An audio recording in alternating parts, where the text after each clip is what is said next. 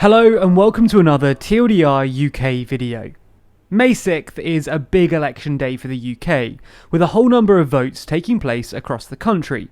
We've already discussed the Scottish parliamentary elections and the London mayoral elections, but you probably already understood both of those, at least to some extent. One's voting for a bunch of people who get to sit in this weird looking building, and the other's for a person who gets to work in the building where they film The Apprentice final. What you probably know less about is the police and crime commissioners, and the election they're also having on May 6th. So with the days ticking down until we head out to select some new commissioners, we probably ought to uncover who they actually are, what they do, and why we're voting for them. Before we start, if you haven't already subscribed to the channel, then please consider doing so to help us get ever closer to 500,000 subs. Also, if you want more content from us, all of the videos I mentioned earlier are linked in the description, to give you a full picture of what's happening at the beginning of May. The first thing we probably ought to understand when it comes to this topic is what exactly a police and crime commissioner does. Well, each of the 40 PCCs represents a specific area and police force, over which they have three main responsibilities. Firstly, they set the police and crime plan, which sets out their objectives for policing, usually written after taking office. The second is being in charge of the money, ensuring that money is spent properly and effectively, usually to ensure that the police and crime plan is being followed. The third is holding the chief constable to account. The chief constable is an officer who has risen through the ranks and will take more of a day-to-day role. If the PCC is not happy with what they're doing, then they can dismiss them and appoint a new one. The police and crime commissioners are elected by the residents living in their geographic police force, with England and Wales being split into 43 different forces. Unfortunately, the reality is a little more complicated, thanks to the complex history and division of power in London, but we'll explain more about that later. For now though, it's best just to imagine England and Wales being split into 43 segments, each of which have their own police and crime commissioner. Now, believe it or not, this is a relatively new system that was actually designed to simplify the old system. Adopted in 2012, it aimed to untangle the mix of duties between the Home Secretary, the now defunct police authorities, and the Chief Constable. But we need to go back further, all the way to 1995, to properly understand what's going on here. Back then, each police force had what was known as a police authority. Their job was to ensure that the police force was running effectively, and hold the Chief Constable to account, a similar role to that of the Police and Crime Commissioner today. The difference was that the members of the police authorities were not elected. Their memberships came from three places. They were local councillors, independent members who were chosen from applicants from the local area, and local magistrates, with the authorities normally comprising of a mix of these three. At the time, Michael Howard, the then Home Secretary, criticised these police authorities for not having specific responsibilities, as they overlapped with the responsibilities of the Home Secretary and the Chief Constable. In order to fix this, each was given a specific set of responsibilities, with the authorities being tasked with ensuring that the police force was effective and efficient, while the Home Secretary was tasked with national planning and financing, and the Chief Constable was responsible for operational matters. As you're probably starting to understand, this system was complex, and it was hard for the public to understand. Prior to the 2010 election, the Conservatives included this promise in their manifesto, promising to make the police more accountable and responsible, and that's pretty much what happened when they were elected. And in 2012, the first Police and Crime Commissioner elections took place.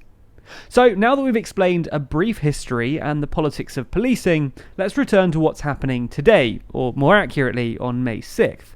You might be a little confused because we said that there are 43 areas, but 40 PCCs. Well, that's because there's no PCC for Greater London, because it has other separate institutions that do the job of the PCC, with the Mayor carrying out some of the functions. Greater Manchester also doesn't have one, for similar reasons. Additionally, the City of London has its own police force that's held to account by the City of London Corporation, but that's a story for another day. Okay, but if that's how the system works in England, and Wales, whose 4 PCCs follow the same system, what about the rest of the UK? Well, Scotland and Ireland have their own systems, which we won't get into now. And all of this is due to the devolution agreements between the UK government and the governments of Scotland and Northern Ireland. Focusing back on England and Wales then, how are these PCCs elected? What voting system do they use? And how well do the elections usually work? The voting system is interestingly the same one that's used for the London mayoral elections, the supplementary vote system. The system works by asking voters to select a first and second preference, which they mark by placing an X in the box next to them. If one candidate receives more than 50% of the first preference votes, then they win the election and become the Police and Crime Commissioner. If not, then all but the top two candidates are eliminated, and the second preference votes of voters of the eliminated candidates are realigned until there's a winner with a majority. But do people actually care about the police and crime commissioners? Do people actually turn up and vote? Well, the simple answer is no. Although, as we pointed out earlier, the Conservatives thought in 2010 that people want to know that the police are listening to them, this just hasn't proven to be true. Well, at least not in its current form. In the last Police and Crime Commissioner election, the turnout was only 26.6% overall, and in 2012 it was even worse, at 15.1%. Admittedly, 2012 was the first time that such an election had been called, and the turnout trajectory is upwards, but regardless, this is a remarkably low figure. The EU referendum in 2016 had a turnout of 72.2%, which means that the turnout for this referendum was more than 45% higher than the Police and Crime Commissioner election that happened the very same year. Another good example of the lack of attention paid to these elections is the turnout in a polling station in Newport in 2012. Newport is served by the Gwent Police Force, who in 2012 had an overall turnout of 14% in the election. This might sound low, but in one particular polling station, the turnout was 0. That's right, not a single person turned up to cast their vote. So, while turnout has been an issue during these elections, the elections themselves have gone ahead and the police and crime commissioners have taken office. Considering that the Conservative Party has been in power for the entirety of the time that the PCC elections have taken place, it'll be interesting to see whether the electorate looks favourably upon the Conservatives in this election too, as they have in the general elections, or whether people simply use the PCC as a protest vote. Well, it seems that the latter is more of an accurate interpretation.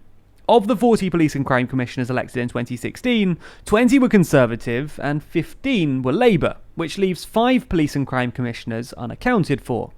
Wales obviously also takes part in these elections, and we saw the Welsh National Party, Plaid Cymru, win 2 of the PCC places, with the remaining 3 all being independents.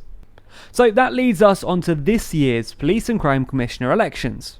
While they might not be the most glamorous of elections, and while the media generally doesn't pay them much attention, it's important that people engage with them and turn out to vote. After all, we've all seen the police in quite a lot of hot water lately, surrounding their response to coronavirus regulations and myriad other issues. If you have any opinion on this, or the police more generally, if you want to praise their efforts or complain about your local police force, then you really should go out and vote. It's the best way to get your voice heard.